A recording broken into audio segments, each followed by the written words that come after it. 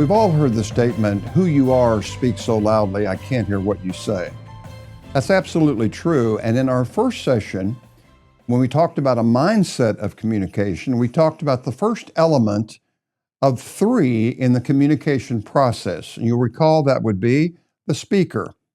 We talked about what kind of speaker conveys that message to penetrate a heart, a person of character, compassion, and content that answers the three questions everybody is asking. Can I trust you? Do you care for me? And do you know your stuff? And so as we move from that, we're now talking about the second part of the communication process, and that is the message itself. But keep this in mind, there are two parts to the message itself. One is how you say the message, and the other is what you say in the message. And thus the two terms, art, how you say it, and what, the science of what you're going to convey to your audience. So let's get started. Let's talk first of all about the art of communication. What do we mean by that? Simply the attitude you project, the mood you create, the spirit behind your words that trump the verbal. There are 26 signal systems we always give off to people. We're unaware of most of those. But one of them that is very strong is the nonverbal aspect of communication. It always trumps the verbal. Again, that means that the art of communication always trumps the science. Said briefly, and we did this in our first session, how you look and how you sound has more importance than the words you say. Now, if you take that phrase, how you look, that is significant, coming across lovingly, how you sound with a tone of voice and body language that's very strong, then the message becomes everything. And we talked about that in the communications rocket. But what we're really dealing with here, and you could say it a number of different ways, is all of us want a person that has humility, has empathy, and has gone through the tough times in life of adversity. You remember what we said earlier, that character, compassion, and content? That's what those terms mean. If you come across as a person of humility, it means, and they sense it right away, that you're a person of character. You're not contrived, you don't force the message, you are yourself, you're authentic, you're believable, you're true to yourself. That's what people are looking for. As we said, people go wild over real people. But then secondly, there is the area of empathy. People want to know whether you care, and that's the whole idea of compassion. A fellow feeler is really the word. You throw a lariat out to your people and you pull them in. As one person said, it's like making a candle. You melt them, then you mold them, and then you make them hard. And that hardness comes in the message that is set up. You're like a divine surgeon. You soften the skin through ethos and pathos, and then you slide the knife in of logos, and guess what? They end up loving it. But there's a third element, and that's adversity. I will tell you that I will saddle up next to somebody if I've known they are taxi-tested tough. If they've gone through the problems of life and they've come out on the other end to be people of integrity. The word integrity simply means to be morally predictable.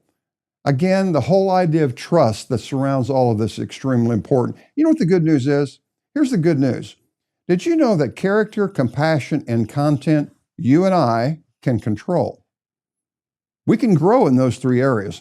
Most of life is out of our control. What we can control is who we are, whether we love, and whether we have worked hard on the message itself. There is no substitute for those three. So that's the art. What mood do you project? My friend and I were talking a bit earlier about the fact that when you go home and you open the door, nobody's saying a word, but everybody's saying something.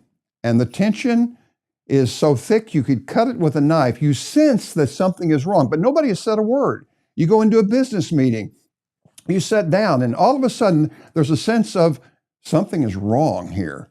But nobody has said anything yet. It's a nonverbal communication that connects us. So that's where we're going to start.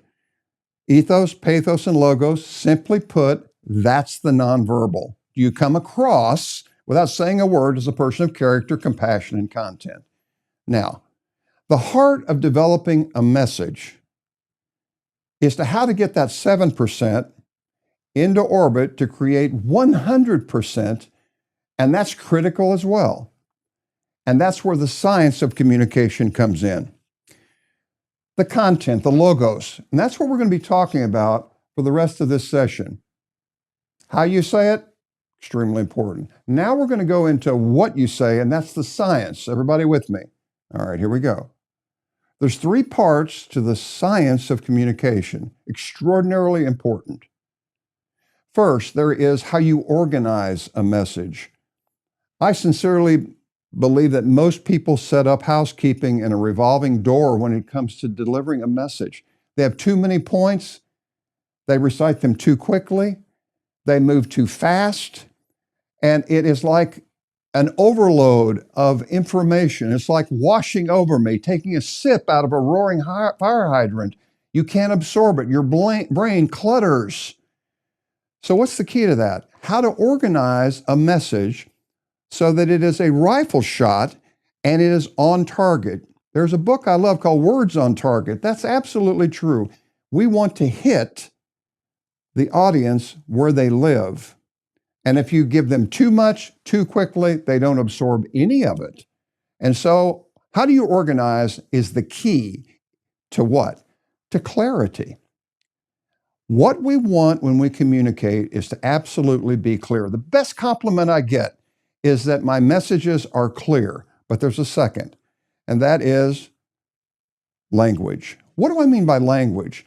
Simply put, I'm talking about narratives or stories, how people relate to you, your style, how your personality comes across. Most of the people that I listen to do not have good enough stories. It's like having too many pitchers in a baseball game in the bullpen. You can't have too many good pitchers. You can't have too many really, really good illustrations. And we're going to talk about where those come from in our next session. Organization, clarity. Language, here we go, color. Did you know that you're an artist when you communicate? You paint pictures on the canvas of a person's mind. You know how that's done?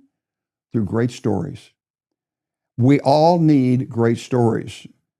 From Jesus of Nazareth, who was a terrific storyteller, to Martin Luther King, to Winston Churchill, you can go down the list. Those men and their many women, Margaret Thatcher, etc., who told phenomenal stories. And so we all want to be a good storyteller. Organization, clarity. Language, bringing color to it. Not just fact after fact after fact, but interspersing it with color as an artist. It's called the art of communication there, but it's also called the science, and that's where they marry. Third, delivery. I don't talk too much about delivery. And the reason I don't is because if I talk too much about delivery, you would become preoccupied with where you stand and how you move and the gestures you make. Frankly, those are really incidental. What I want to see is your personality come out of that. I don't want you to do certain kinds of gestures to make an impact. Just be yourself. But here's the thing.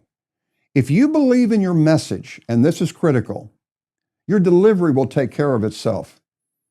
Your delivery is simply your voice and your body. You believe in that message, it will come across as strong, it will come across as simple, and it will come across as sweet to the ear and to the heart. Here's what I'm saying. All delivery is conviction. That's all it is. So you have clarity, you have color, you have conviction. I hope those 3 become very old to you after a while. OLD, organization, language, and delivery. Let me close this session out by an illustration. In the first session, we had the rocket ship. Now I'm going to talk about the brain. Right, the brain. Did you know that there are first brain communicators and there are second brain communicators? All of us want to strive to be first brain communicators. We want to combine the two, but it's which one comes first, and it's first brain. You know why it comes first? Because we were born with a developing brain that is called first brain. from a communication standpoint, or the scientists would call it, medical people would call it, the limbic system. This is where emotions are formed when you're a small tyke. And this is where fight and flight comes in. This is where you begin to have a kaleidoscope of emotions throughout your life. It develops early in life. You feel certain emotions. And then the second brain develops, or the cerebral cortex, which is give me the facts, just give me the facts. There are people like that. They're analytical. They want the facts. But I suggest to you, even the analytical people want to know whether they can relate to you or not. So you combine the two. But what comes first? It's the limbic system, or emotions take place, where people like you, whether they're drawn to you, whether they say things like, you're my kind of person, where they relate to you. And really what we're talking about here is almost a cadence when you communicate. It's talking to people, not at people. It's taking your time to have a conversation. Now, it's enhanced because if it's one to many, you've got to amplify that. But it's still a conversation.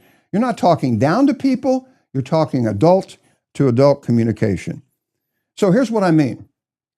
The outer, if you consider yourself, look at this in a concentric circle diagram, would be very helpful. The outer part would be the emotions. This is where really from humor to using names are extremely important and extremely emotional. It's where you use humor to draw people in. Many, many ways that you can create emotion within your listeners. Bill Clinton, ex-president of the United States, was a genius at creating a connection with the audience. His great statement was when he ran for presidency, "I feel your pain." Well, people felt that he did. And in many ways, that's why he won the election, because they felt like he really cared. They felt good about connecting with him. But here's the thing. People will relate first to your emotions if they like you, if they're drawn to you. There's a little gatekeeper, so to speak, by way of analogy, that opens up to the second part of the brain, and that's where knowledge is, that's where facts are stated, that's where your cerebral cortex is, and suddenly there's a marriage between the two.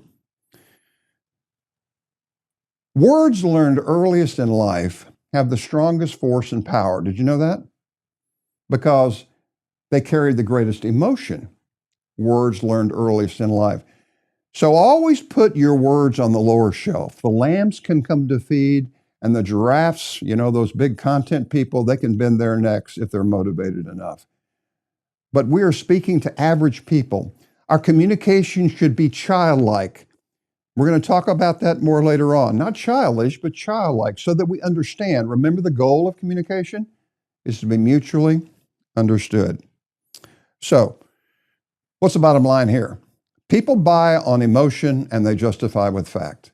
Whether you're a coach, whether you're a salesperson, whether you're a parent, or whether you're a sibling. People buy on emotion and justify with fact. What does that mean? It means people are drawn to you as a listener by emotion. In sales, for example, people are drawn to you in a sales process by emotion.